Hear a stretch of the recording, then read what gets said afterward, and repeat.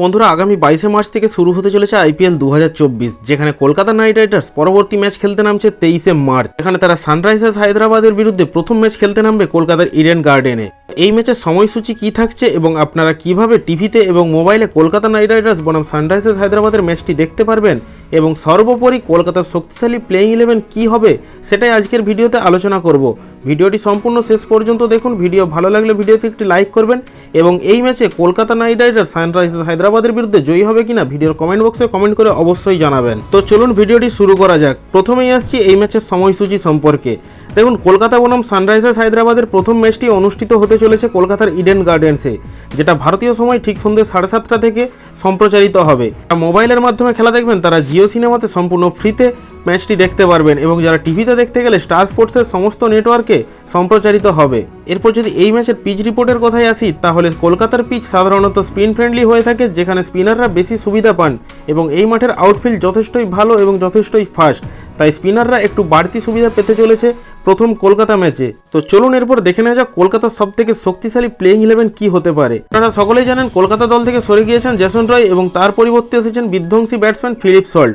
তাই কলকাতার ওপেনিংয়ে ফিলিপ সল্টের পাশাপাশি ভেঙ্কটেশ আয়ারকে দেখা যাবে।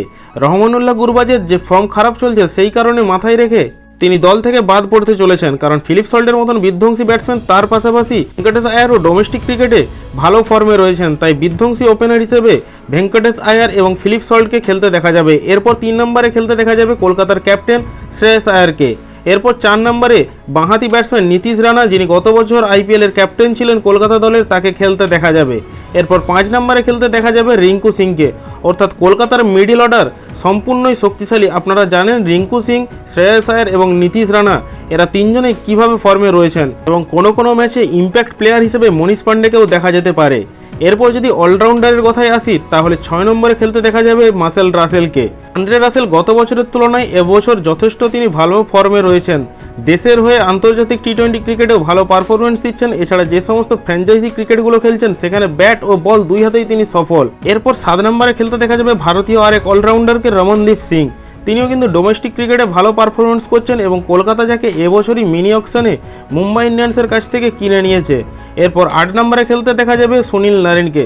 ব্যাটিংয়ে সেইভাবে পারফরমেন্স ভালো না করতে পারলেও বল হাতে তিনি কিন্তু যথেষ্ট সন্দেহ রয়েছেন এবং তার যে ইকোনমি সবসময় 6-এর নিচে থাকে, সেই রকমই ইকোনমি 6-এর নিচেতেই তিনি বল করছেন।